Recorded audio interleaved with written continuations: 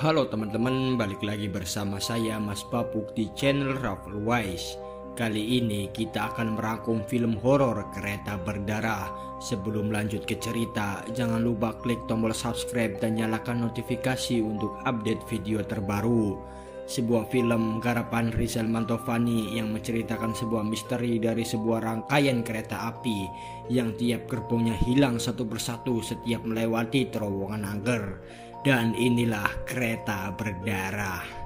Cerita berawal dari sebuah hutan angker. Para pekerja proyek sedang menebang pohon besar-besaran. Rupanya tujuan mereka adalah ingin membangun rel kereta api yang menuju ke sebuah kawasan wisata di suatu daerah terpencil.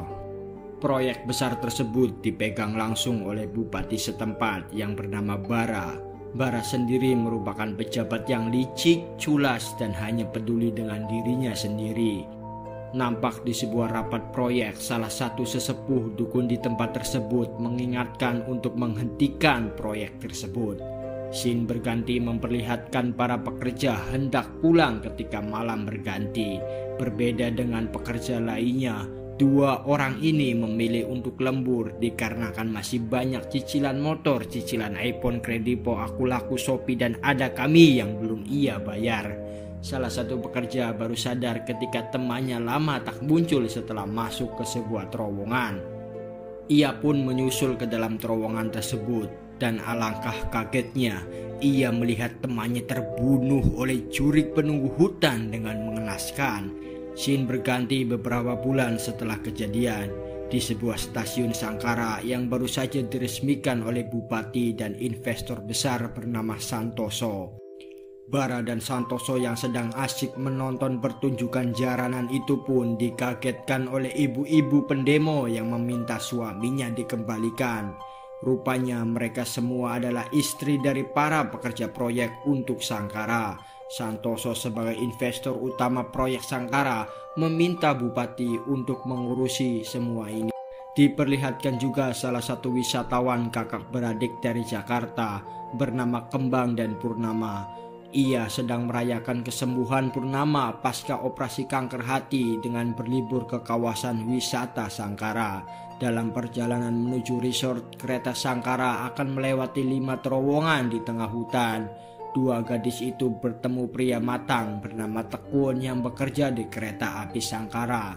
Diperlihatkan juga ibu-ibu berpenampilan kucel bernama Ramla. Tujuan Ramla menaiki rangkaian kereta Sangkara adalah ingin mencari suaminya yang hilang saat bekerja di sana. Tak lama kemudian, kereta Sangkara yang dipimpin oleh kondektur bernama Sigit pun berangkat menuju resort. Kereta Sangkara terdapat 5 gerbong dan setiap gerbong memiliki kelasnya sendiri-sendiri. Gerbong pertama diisi oleh para orang-orang besar seperti Bara, Santoso, dan para investor lainnya. Gerbong kedua diisi oleh sekumpulan orang-orang berduit, mulai dari influencer sampai afiliator binomo yang hendak kabur dengan membawa duit 1 tas. Gerbong 3 sendiri merupakan kantin serta jembatan antara kelas bawah dan kelas atas di rangkaian kereta api Sangkara. Gerbong 4 dan 5 merupakan kelas ekonomi yang diisi oleh orang-orang biasa seperti Kembang dan Purnama serta Ibu Ramla. Ramla yang sedang duduk santai itu pun melihat suaminya yang berdiri di gerbong kantin. Ketika Ramla menuju ke kantin, hanya ada pria lain di tempat itu. Tadi ada laki-laki di situ, mana? Di tengah perjalanan, Kembang melihat keanehan seekor burung hitam yang menabrakkan dirinya ke jendela kereta. Tak ingin diambil pusing akan hal itu, Kembang membaca isi jurnal kakaknya itu ketika Purnama izin ke toilet gerbang 4. Kembang baru sadar setelah membaca isi jurnal bahwa sang kakak begitu sayang terhadap dirinya. Di dalam toilet, Purnama muntah-muntah tanpa sebab. Ternyata Purnama ini berpura-pura sembuh di hadapan adiknya. Singkat cerita, kereta api Sangkala memasuki terowongan pertama. Kembang yang merasa Purnama lama di dalam toilet mencoba menyusul ke toilet gerbong 4. Tak lama setelah kereta masuk terowongan, banyak sekali kejadian aneh. Dan benar saja, terdapat penampakan jurik anak kecil dan tiba-tiba gerbong 5 terputus dan tertinggal di dalam terowongan.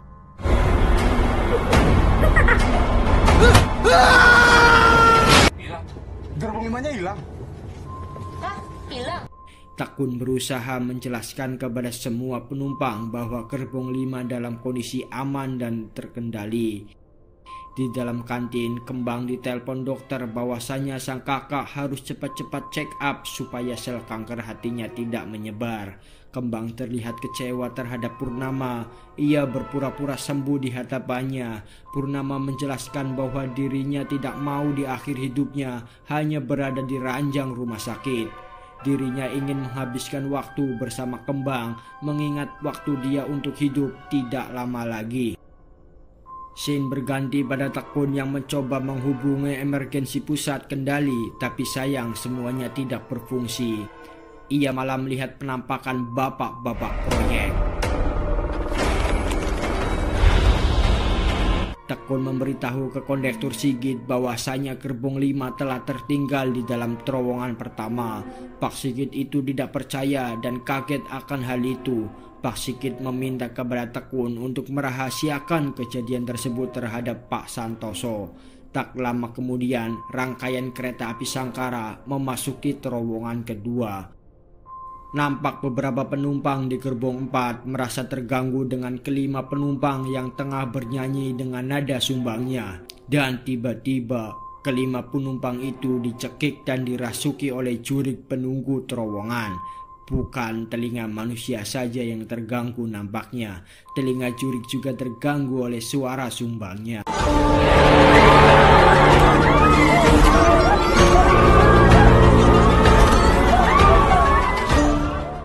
Gerbong 4 nampak keos dengan kedatangan jurik penunggu hutan angker. Semua penumpang mati dengan mengenaskan dan sesuai dugaan setelah tadi gerbong 5, kini gerbong 4 kembali tertinggal di dalam terowongan. Pak Santoso yang melihat sendiri gerbang 4 hilang, ia bertanya-tanya kepada Tekun.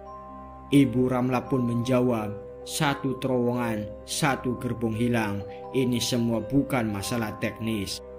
Bara pun membela diri dengan mengatakan pemikiran Ramla kuno yang hanya percaya dengan tahayul. Lalu sebagai permintaan maaf, Purnama, Kembang, dan Ramla diberikan kursi VIP pada gerbong 2. Penumpang asli gerbong 2 itu pun merasa terganggu dengan adanya mereka.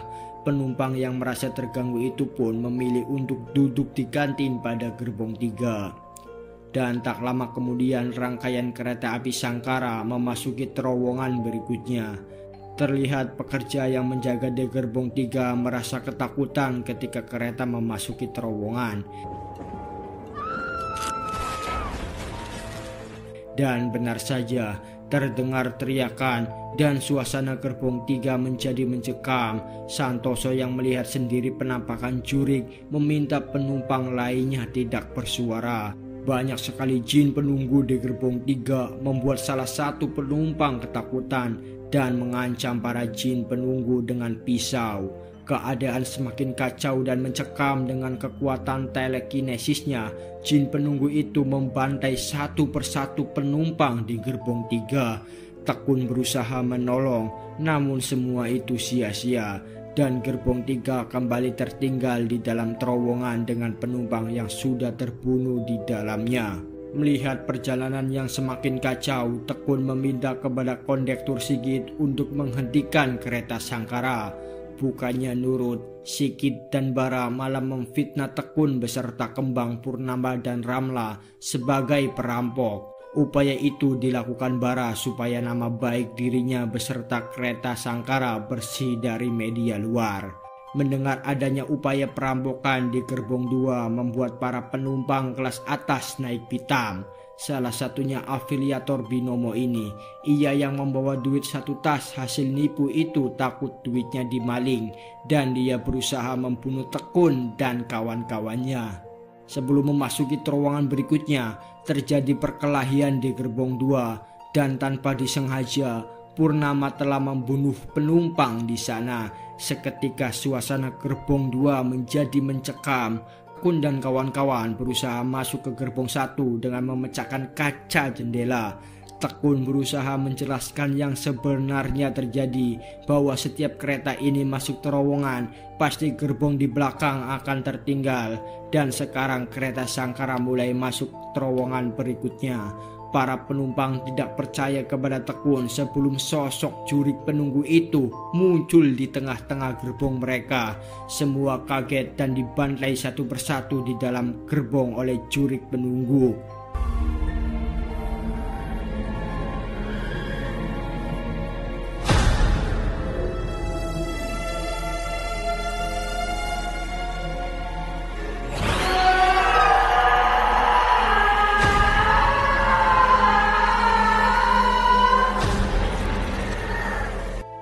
Tekun beserta kawan-kawan akhirnya bisa selamat dan memasuki gerbong pertama dengan meninggalkan gerbong kedua yang tertinggal di terowongan. Bukannya menghentikan rangkaian kereta, Bara dengan ambisi butanya malah memerintahkan masinis untuk menambah kecepatan supaya segera sampai ke resort.